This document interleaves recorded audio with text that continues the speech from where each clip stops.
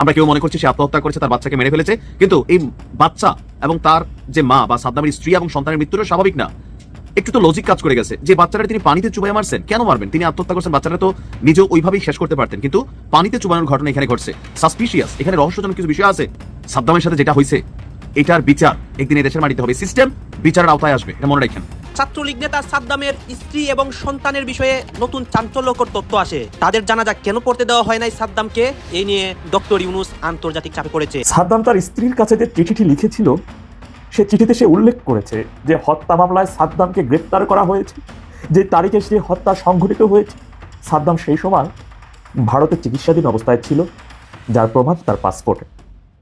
কিন্তু তারপরেও ইউনূস তাকে ছাড়ে নাই। তাহলে কি মনে হচ্ছে আওয়ামী লীগ কামব্যাক করবে না? আওয়ামী লীগ এমন একটি দল যে দলটির সাথে বাংলাদেশের অস্তিত্বের সাথে মিশে আছে। টুডে অর টুমোরো, দুদিন আগে বা পরে নতুন রূপে নতুন আঙ্গিকে আওয়ামী লীগ অবশ্যই এখানে কামব্যাক করবে। তাহলে যা কিছু এখন করা হচ্ছে এর সব কিছু তাহলে আওয়ামী লীগ পই করে হিসাব নেবে তারা। ডক্টর ইউনূস, আসিফ নজরুল, আপনারা কি ভাবছেন যে এভাবেই চলবে দিন? আপনাদের জীবন কি এভাবেই যাবে? এই দিনই কি দিন কি সামনে আর নেই? দর্শক, নতুন একটা নিউজ আপনাকে স্বাগতম। প্রিয় দর্শক, বলা হচ্ছে সাবেক প্রধানমন্ত্রী শেখ হাসিনার 23 জানুয়ারি সন্ধ্যায় যে ভাষণ দিয়েছেন, সেই ভাষণটি একযোগে লাইভ দেখেছেন প্রায় 1 কোটি মানুষের উপরে। দর্শক মণ্ডলী, বলা হচ্ছে এ পর্যন্ত কোনো নেতার এরকম লাইভ ভাষণ এত লোক একসাথে শুনেনি। অর্থাৎ সাবেক প্রধানমন্ত্রী শেখ হাসিনা রেকর্ড ভেঙে দিয়েছেন। প্রিয় দর্শক, আপনাদের উদ্দেশ্যে আমার প্রশ্ন, আপনি কি সাবেক প্রধানমন্ত্রী শেখ হাসিনার সেই ভাষণটি লাইভ শুনেছেন কিনা তা অবশ্যই কমেন্ট করে জানিয়ে দিন। দর্শক, এছাড়াও ভিডিওর শুরুতেই যে গুরুত্বপূর্ণ ভিডিওর অংশগুলো দেখেছেন তার বিস্তারিত আলোচনা একটু পরেই দেখতে চলেছেন। তাই বলবো, যারা ভিডিওটি অন করেছেন না টেনে সম্পূর্ণ নিউজটি মনোযোগ সহকারে দেখতে থাকুন, তাহলে আজকের মূল বিষয়টা বুঝতে পারবেন। তো দর্শক, আর দেরি না করে চলুন দেখে আসবো আজকে সেই কাঙ্ক্ষিত ভিডিওগুলো। তবে তার আগে বলবো, যারা এখনো চ্যানেলটি সাবস্ক্রাইব করেননি অবশ্যই চ্যানেলটি সাবস্ক্রাইব করে পাশে থাকা বেল আইকনটি ক্লিক করে দিন। আর যারা ইতিমধ্যে এই চ্যানেলটি সাবস্ক্রাইব করে রেখেছেন তাদেরকে অসংখ্য ধন্যবাদ। তো চলুন দর্শক, ভিডিওটিতে একটি লাইক দিয়ে আমরা ধারাবাহিকভাবে সবগুলো ভিডিওর আলোচনা দেখে আসি। আমরা কেউ মনে করছি সে আত্মহত্যা করেছে, তার বাচ্চাকে মেরে ফেলেছে, কিন্তু এই বাচ্চা এবং তার যে মা বা সাদ্দামের স্ত্রী এবং সন্তানের মৃত্যুটা স্বাভাবিক না। একটু তো লজিক কাজ করে গেছে যে বাচ্চাটা তিনি পানিতে চুবাই মারছেন, কেন মারবেন? তিনি আত্মহত্যা করছেন, বাচ্চাটা তো নিজেও ওইভাবেই শেষ করতে পারতেন, কিন্তু পানিতে চুবানোর ঘটনা এখানে ঘটছে। সাসপিশিয়াস, এখানে রহস্যজনক কিছু বিষয় আছে। একজন বাবা হিসাবে আমি মনে করি দুনিয়ার কোনো আদালত, দুনিয়ার কোনো কারাগার এই অধিকার রাখে না, বা এই আইনের সিস্টেম একটি করা যায় না যে এই সন্তানটারে মৃত কোলে নিবে এবং তার জানাজাটা বাবা করতে পারে নাই। তার মাটি কবরে বাবার কাঁধে চড়ে তার কবরে যাওয়ার সুযোগ হচ্ছে না। এখন এই সাদ্দাম যে ছাত্রটা, ছেলেটাকে নিয়ে আমরা কথা বলছি, ছাত্রলীগের বাগেরহাটের জেলার কি সভাপতি নাকি, সে কি আসলে অপরাধী? তার অপরাধটা কি? সে কি কোনো হত্যা মামলার আসামি? না। এবার আসুন, বাংলাদেশের একজন প্রখ্যাত সাংবাদিক জুলকারনাইন সায়ের, তিনি একটা পোস্ট লিখেছেন। সেই পোস্ট পড়ে বোঝা যাচ্ছে যে দেশে আসলে কি হচ্ছে। দেখেন, সারা বাংলাদেশে হাজার হাজার আওয়ামী লীগের নেতাকর্মী গ্রেপ্তার হয়েছে। আমি কখনো প্রটেস্ট করি নাই, বিকজ দে ডিজার্ভ ইট। যারা অপরাধী তারা পানিশমেন্ট নিতেই হবে। আপনি একজনের ক্ষতি করবেন, আপনার ক্ষতি আল্লাহ করবে, আর রাষ্ট্র সিস্টেমে আপনাকে এটা পানিশ করবে। বাট আসলে কি অপরাধী? জুলকারনাইন সায়ের এই পোস্টটা আপনি দেখেন, তিনি তার পোস্টে সাদ্দামের বিষয়টা নিয়ে লিখছেন, যেই ঘটনায় সাদ্দামকে মামলা দিয়ে আটক করা হয়েছে সেই ঘটনার সময় এই সাদ্দাম ভারতের চিকিৎসা নিচ্ছিল। আমি স্ক্রিনশট দিয়েছি যেন এটা নিয়ে বিতর্ক না হয়। এরপর তিনি লিখছেন, তার পাসপোর্ট যাচাই করেও সেটা জানা গেছে আওয়ামী লীগের তৃণমূল পর্যায়ের নেতা হওয়ার কারণেই তাকে গ্রেপ্তার করা হয়। এমন অসংখ্য ঘটনা আছে যেখানে সম্পূর্ণ মিথ্যা মামলায় অনেককে আটক করা হয়েছে। তার স্ত্রী বারবার চেষ্টা করেও জামিনের ব্যবস্থা করতে পারেনি, মানসিকভাবে বিপর্যস্ত হয়েছে।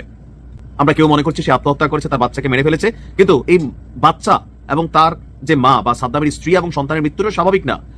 একটু তো লজিক কাজ করে গেছে যে বাচ্চাটা তিনি পানিতে চুবাই মারছেন, কেন মারবেন? তিনি আত্মহত্যা করছেন, বাচ্চাটা তো নিজেও ওইভাবেই শেষ করতে পারতেন, কিন্তু পানিতে চুবানোর ঘটনা এখানে ঘটছে। সাসপিশিয়াস, এখানে রহস্যজনক কিছু বিষয় আছে। সেটার ইনভেস্টিগেশন দায়িত্ব পুলিশের, কিন্তু সাদ্দামের সাথে যেটা ঘটলো এটা কোনোভাবেই পরিবর্তিত বাংলাদেশে মানার সুযোগে। যে আপনি বলতেছেন ঠিক আছে, তো কালকে বেটা তুই যখন জেলে যাবি, তোর বাচ্চা মরলে তুই তখন জেলে বসে বলিস যে ঠিক আছে। অমানুষ হয়ে গেছো বেটা বাংলাদেশের সব জনগণ। তুমি খোঁজো ইসলাম, তুমি খোঁজো রাষ্ট্র মানবিক বাংলাদেশ, এগুলা মানবিকতার কথা? মানে আমার বিপরীত রাজনৈতিক দলের হইলে এত জিঘাংসামূলক মেন্টালিটি, দেশের মানুষের নরপিশাচে মেন্টালিটি আমাদের চলে গেছে। আমি আশ্চর্য হই। তোমার আল্লাহ সন্তান দিছে না, তোমার সন্তানের যেন এমন মৃত্যু হয় দেশে বিদেশে অথবা জেলে, তুমি যেন আটকায় ফিল করতে পারো এই সাদ্দামের কি ফিল হয়েছে। জীবিত বাচ্চাটারে কোলে নিতে পারে নাই বেটা, মরা বাচ্চাটারে কোলে নিছে। 5 মিনিটের জন্য সময় পাইছে না, 10 মিনিটের জন্য। প্যারোলে হাজার হাজার মানুষের মুক্তি হয়। সাবেক পররাষ্ট্রমন্ত্রী মোমেন 8 মাস এই দেশে থেকে এই দেশের এই সরকারের সহযোগিতা নিয়ে দেশ ছেড়ে পালাইছে। একটা লোম ছিঁড়তে পারছেন আপনি? যত আইন গরিবের জন্য, বড় লোকরা তো আইন তৈরি করে। আপনি বোঝার চেষ্টা করেন। জুলকারনাইন শাহ লিখছেন লাস্টে যে মানুষ যখন মানবিক মূল্যবোধ হারিয়ে ফেলে তখন সে পশুতে পরিণত হয়। যেহেতু মানুষ হয়ে জন্মেছেন, মানুষ হয়ে থাকার চেষ্টা করুন, পশু নয়। আমার কাছে আমার কমেন্টের মধ্যেও কিছু পশুর চেহারা আমি দেখতে পাইছি। ভাই তোরা মানুষ না, মানুষ নামের অমানুষ, কলঙ্ক তোর জন্মের। আমি দোয়া করি সাদ্দামের ব্যথা যেন আল্লাহ তুরে বুঝাই দে, যে মনে করছো যে ঠিকই আছে। যে মেয়েটা কান্না করতেছিল এটা সাদ্দামের শালী। সাদ্দাম কোনো হত্যা মামলার আসামি না। মানে রাজনৈতিক মতের বিপরীতে হইলে আমরা এটা জায়েজ করে ফেলবো। নিজের বেলায় আসলে একদম ঠিক আছে ভাই, আমার মানবিকতা নাই। দেখেন আমরা কথা বলি মজলুমের পক্ষে। আওয়ামী লীগের আমলে 9 বছর দেশে ঢুকতে পারি নাই, কারণ আপনাদের পক্ষেই কথা বলছি। মজলুম ছিলেন আজকে, গতকালকে আপনি, আজকে আপনি শাসনে যাবেন, এখনই আপনি মনে করতেছেন ঠিকই আছে। মানুষের জন্ম আপনার। আমাকে এই পর্যন্ত দেখছেন কারোর পক্ষে এরকম একটা ভিডিও বানাইতে, কিন্তু আমি যখন বাপ, আমার সন্তান আছে ভাই, তোর তো আছে নাকি? এগুলা অনুভূতির বিষয়, বুঝতে হবে। পশু হলে বুঝবেন না, পশুর মধ্যে তো একটা মায়া মমতা আছে। আমি দেখছি ভিডিও ভাইরাল হয় ফেসবুকে। সাদ্দামের সাথে যেটা হয়েছে এটার বিচার একদিন এই দেশের মাটিতে হবে। সিস্টেম বিচারের আওতায় আসবে, এটা মনে রাখেন। কারণ কি, অভিশাপ কখনো পচে না। সাদ্দামের ক্ষেত্রে যে ঘটনাটা ঘটেছে, তার জীবনের উপর দিয়ে যে দুর্বিষহ বা যে মর্মান্তিক ঘটনাটা ঘটলো, তার স্ত্রী এবং তার একমাত্র সন্তানের মৃত্যু, এবং সেটা কোনো স্বাভাবিক মৃত্যু না। এই ক্ষেত্রে তিনি প্যারোলটা কেন পেলেন না? তিনি ছাত্রলীগ করতেন তাই? মানে প্যারোলের বিধানে তো বলা আছে যে কোনো আটক অবস্থায়, কারাগারে থাকা অবস্থায় কোনো ব্যক্তি যদি অসুস্থ হয়ে পড়ে বা তার পরিবার, তার আত্মীয় স্বজনের মধ্য থেকে কেউ গুরুতর অসুস্থ হয় বা মারা যায়, সেক্ষেত্রে শর্ত সাপেক্ষে স্বল্প সময়ের জন্য তাকে মুক্তি দেওয়া হয়, যেটাই হলো প্যারোলে মুক্তি। তো সাদ্দাম, এই ছাত্রলীগ নেতা সাদ্দামের উপরে যে ঘটনাটা ঘটে গেল তার স্ত্রী এবং একমাত্র সন্তানকে নিয়ে, এর পরেও কি আর ক্রিটিক্যাল বা আর জটিল বা মর্মান্তিক কোনো ঘটনা অবশিষ্ট থাকে? তাহলে সাদ্দামকে প্যারোলে মুক্তি দেয়া গেল না কেন? তিনি ছাত্রলীগ করতেন তাই? প্যারোলে মুক্তি দেওয়ার বিধানের মধ্যে কি আছে যে ছাত্রলীগ করলে তাকে প্যারোলে মুক্তি দেওয়া যাবে না? তাহলে দেয়া গেল না কেন? বিভিন্ন মহল থেকে যদিও বিভিন্ন আইনের বিষয় দেখাচ্ছে, প্রসেসগুলো দেখাচ্ছে যে এটা কারা কর্তৃপক্ষের দায়িত্ব না, বরং এটা জেলা প্রশাসককে জানাতে হবে, তো জেলা প্রশাসক বরাবর কেউ কোনো অ্যাপ্লিকেশন করেনি, ইত্যাদি ইত্যাদি। আচ্ছা, এই যে আপনারা যারা এই আইনের প্রসেসগুলো দেখানোর চেষ্টা করেন, আইন ঠিক আছে, আইন যেভাবে বলবৎ হবে ঠিক আছে, প্রসেস কি সব সময় একই ওয়েতে চলে? যদি একই ওয়েতে চলে, তাহলে কিছুদিন আগে জুলাই কন্যা নামে যে সুরভি চাঁদাবাজির মামলায় গ্রেপ্তার হলে আদালত যখন তাকে রিমান্ড মঞ্জুর করে, তারপরে আসিফ নজরুলের সহায়তায় তাকে দুপুরবেলা বা বিকেলবেলা রিমান্ড দেওয়া হয়, তার সহায়তায় তাকে সেই রিমান্ড বাতিল করা হয়, ইভেন সন্ধ্যার মধ্যে কিন্তু তাকে মুক্তিও দিয়ে দেওয়া হয়। তখন আইনের প্রসেসটা কোথায় ছিল? তার একদিন আগে হবিগঞ্জের যে বৈষম্য বিরোধী ছাত্র আন্দোলনের নেতা, যিনি থানায় গিয়ে পুলিশকে থ্রেট করছিল, থানা পুড়িয়ে দিবে, বা আগেও পুড়িয়ে দিয়েছে, পুলিশের এসআইকে পুড়িয়ে দিয়েছে, তারপরে তাকে আদালতে উঠালে এরপরে সে মানে চোখের পলকে মুক্তি পেয়ে গেল, তখন এই আইনের প্রসেস কোথায় ছিল? তার মানে জুলাই কন্যা, জুলাই যোদ্ধা, এদের জন্য আইন চলে একভাবে, আর ছাত্রলীগ করলে তার জন্য আইন চলে অন্যভাবে। তো এই ধরনের আইনের প্রসেস দেখিয়ে আসলে লাভ নেই। যেটা করেছে এই ডক্টর ইউনূসের সরকার বা ডক্টর ইউনূসের এই বিচার ব্যবস্থা বা তার প্রশাসন, সেটা আসলেই ন্যাক্কারজনক এবং নিন্দনীয় এবং অমানবিক ঘটনা ঘটিয়েছে তারা। এবার আসি হিট দ্য পয়েন্ট নাম্বার 2। আচ্ছা, এই দায়টা কাকে দেব? এই দায় কি ডক্টর ইউনূসের উপরে দেব, না শেখ হাসিনার আওয়ামী লীগের উপরে চাপাবো? কোনটা? যে শেখ হাসিনা ফ্যাসিবাদ করেছে তাই তার নেতাকর্মীদের এটাই মানে পরিণতি হওয়া উচিত, এমন কিছু বলবো আমরা? যে ফ্যাসিস্টের নেতাকর্মীরা জেলে থাকা অবস্থায় তার পরিবার পরিজন, তাদের উপরে যত মানে ঘটনাই ঘটে যাক না কেন, যত দুর্বিষহ জীবনযাপনই তাদের হোক না কেন, বা যত করুণ অবস্থার পরিণতি হোক না কেন, যত জটিল সিচুয়েশনের মুখোমুখি হোক না কেন, মানে আওয়ামী লীগ, ছাত্রলীগ, যুবলীগ, ওই দলের অঙ্গ সংগঠন বা ফ্যাসিস্টের দোসরদের কোনোভাবেই প্যারোল দেয়ারও বা প্যারোল পাওয়ারও আইনি অধিকার নেই। মানে এভাবে ঘটনাটাকে আমরা দেখবো বা দায়টা দিয়ে দেব না? এই যে ডক্টর ইউনূসের সরকার মানে শান্তির দূত এনে আমরা এখানে বসিয়েছি, সংস্কারের অভাব নাই দেশে, একের পর এক সংস্কার, সংস্কারের জিকির তুলতে তুলতে মোটামুটি 1.5 বছর পার করে দিয়েছে। তো সংস্কারটা কোথায়? সংস্কার কি এই যে আইনের বিধানও ঠিকঠাক মতো কার্যকর হয় না যদি সে আওয়ামী লীগ করে থাকে বা ছাত্রলীগ করে থাকে? তাহলে সে আইনি সেবা বা আইনের ন্যায্যতা, আইনের অধিকার, আইনি বিচার পাওয়ারও মানে অধিকারটা শেষ পর্যন্ত রাখে না। Hit the point number 3। এর পূর্বে কি বাংলাদেশে এই ধরনের কোনো ঘটনা ঘটেছে? মানে আমি এই মুহূর্তে স্মরণ করতে পারছি না। যদি ঘটে থাকে দর্শক শ্রোতা, আপনারা অবশ্যই কমেন্টে জানাবেন। ধরে নিলাম আলোচনার স্বার্থে যে এই ধরনের ঘটনা এর পূর্বেও ঘটেছে বা বিগত 15 বছরে শেখ হাসিনার আমলেই ঘটেছে। শেখ হাসিনার আমলে জামাত শিবির, বিএনপি বা অপোজিট যারা ছিল তাদের নেতাকর্মীদের এভাবে জেলে রাখা হয়েছে। তার স্ত্রী পরিজন কেউ মারা গেলে সেখানে প্যারোলে মুক্তিটুকুর সুযোগ পর্যন্ত দেয়া হয়নি। ধরে নিলাম আলোচনার স্বার্থে, আমার এই মুহূর্তে স্মরণে আসছে না। তাহলে আওয়ামী লীগ করেছে বা তার পূর্বে করেছে, তাই এখন ডক্টর ইউনূসের সরকারও করছে, তাহলে সংস্কারটা কোথায় বা পরিবর্তনটা কোথায়? আর এই যে আমরা ধারাবাহিকতা দেখানোর চেষ্টা করি, তাহলে ধারাবাহিকভাবে যেহেতু চলে আসছে, তার মানে এখানেই তো শেষ না, ধারাবাহিকভাবে আরো চলবে, পরিবর্তন তো হচ্ছে না। তাহলে কি মনে হচ্ছে আওয়ামী লীগ কামব্যাক করবে না? আওয়ামী লীগ এমন একটি দল যে দলটির সাথে বাংলাদেশের অস্তিত্বের সাথে মিশে আছে। টুডে অর টুমোরো, দুদিন আগে বা পরে নতুন রূপে নতুন আঙ্গিকে আওয়ামী লীগ অবশ্যই এখানে কামব্যাক করবে। তাহলে যা কিছু এখন করা হচ্ছে, প্রতিহিংসার রাজনীতি বলি, প্রতিশোধের রাজনীতি বলি, এর সবকিছু তাহলে আওয়ামী লীগ তো পয়েন্ট টু পয়েন্ট ধরে ধরে নেবে, তাই না? মানে পই পই করে হিসাব নিবে তারা। তাহলে বাংলাদেশের রাজনীতি যাচ্ছে কোন দিকে? এই প্রতিহিংসার রাজনীতি, প্রতিশোধ পরায়ণের রাজনীতি, রাজনীতিটা একটা নষ্ট রাজনীতির দিকে, নষ্ট রাজনীতির খেলায় মেতে উঠেছে, তাই না? সর্বশেষে এসে শুধু এটাই বলতে চাই যে ডক্টর ইউনূস, আসিফ নজরুল, আপনারা কি ভাবছেন যে এভাবেই চলবে দিন? আপনাদের জীবন কি এভাবেই যাবে? বা যারা এখন আছেন ক্ষমতায় বা ক্ষমতার প্র্যাকটিস যারা করছেন, দিন কি আপনাদের এভাবেই যাবে? এই দিনই কি দিন? দিন কি সামনে আর নেই? আছে। ডক্টর ইউনূস, অনেকে তাকে বলেন সুদখোর ইউনূস, অনেকেই বলেন হচ্ছে উড়ে আসা জুড়ে বসা ইউনূস।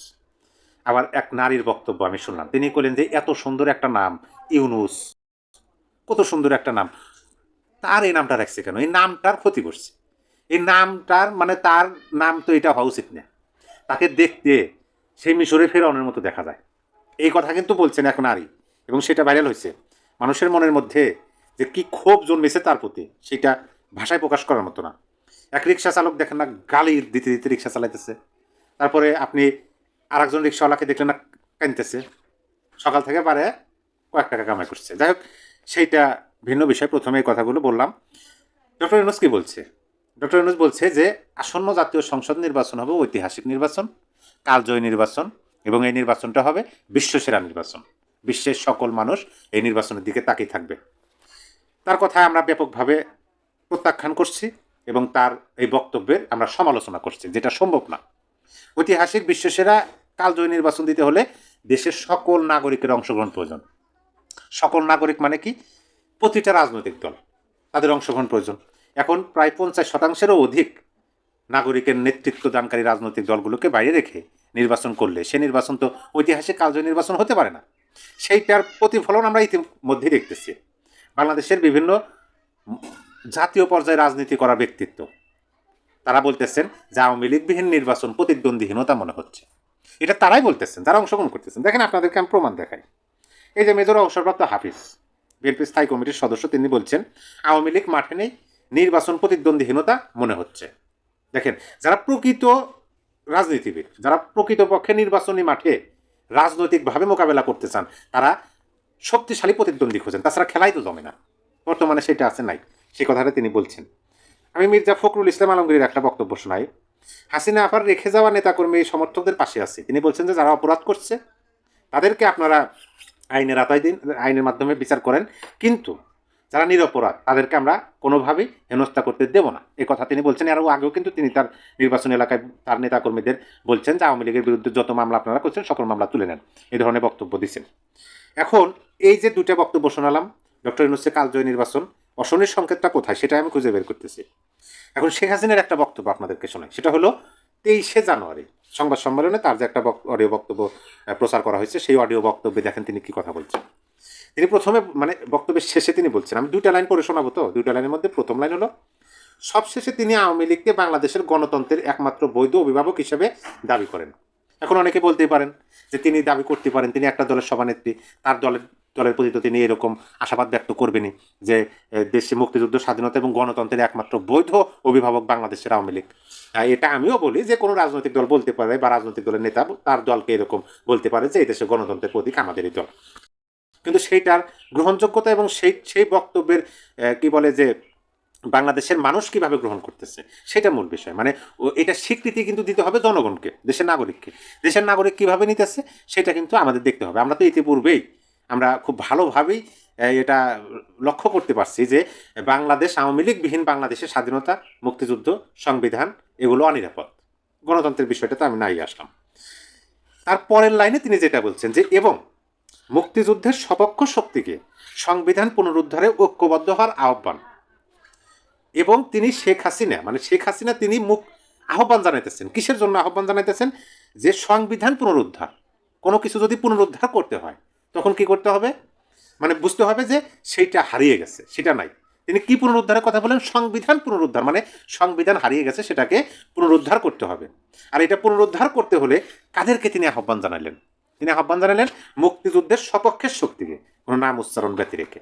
তিনি কোনো নাম উচ্চারণ করলেন না, কিন্তু আহ্বান জানালেন মুক্তিযুদ্ধের সপক্ষের শক্তিকে। এবং কিসের জন্য আহ্বান জানালেন? গণতন্ত্র পুনরুদ্ধার করতে হবে। এখন এই যে তার আহ্বানটা, এই আহ্বানের পরিপ্রেক্ষিতে আমার কাছে যেটা মনে হইতেছে যে বাংলাদেশের রাজনীতি একটা অশনের সংকেত দেখা যাচ্ছে। আপনার যুক্তি, আমার যুক্তি, সাধারণ নাগরিকের দৃষ্টিভঙ্গি থেকে আমরা দেশের মানুষ, আমরা মিডিয়াতে যতটুকু দেখি, নিউজ পত্রিকা এবং পরিবেশ পরিস্থিতি থেকে যতটুকু আমরা ধারণা করতে পারি। কিন্তু আমি যার বক্তব্য শোনালাম তিনি হলেন আওয়ামী লীগের সভানেত্রী, বাংলাদেশের একাধিকবার প্রধানমন্ত্রী ছিলেন। সংবিধান অনুযায়ী যদিও তিনি এখন প্রধানমন্ত্রী, কিন্তু এখন তো দেশের দায়িত্বের কেন্দ্রে নাই।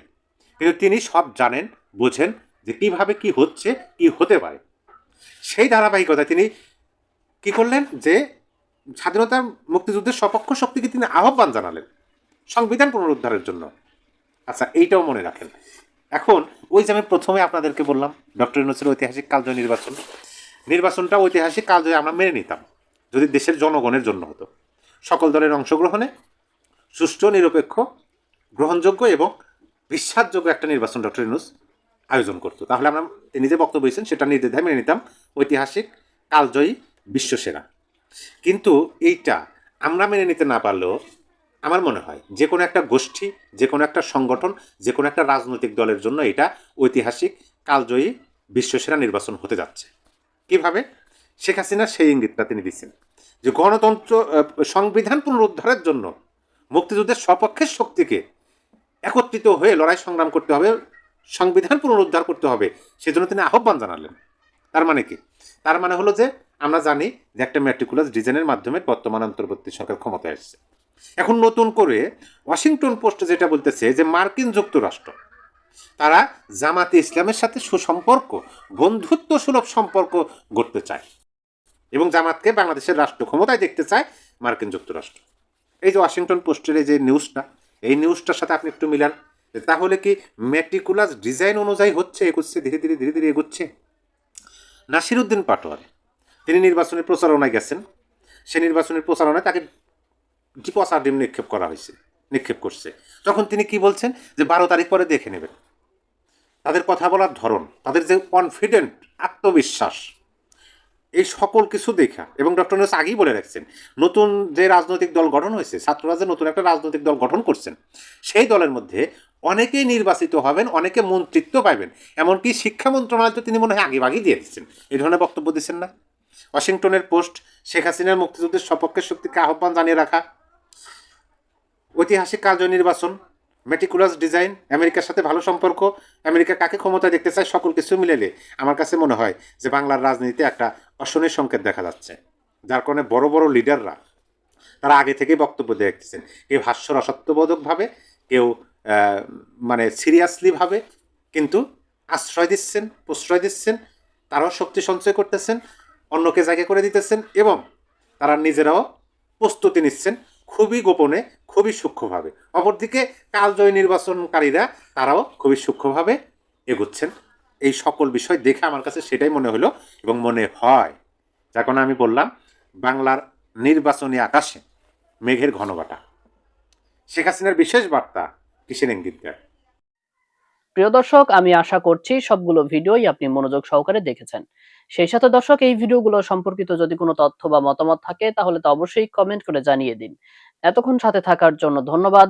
নিউজটি শেষ করছে এখানেই, ফিরছে আগামী ভিডিওতে নতুন কোনো টপিক নিয়ে। আল্লাহ হাফেজ।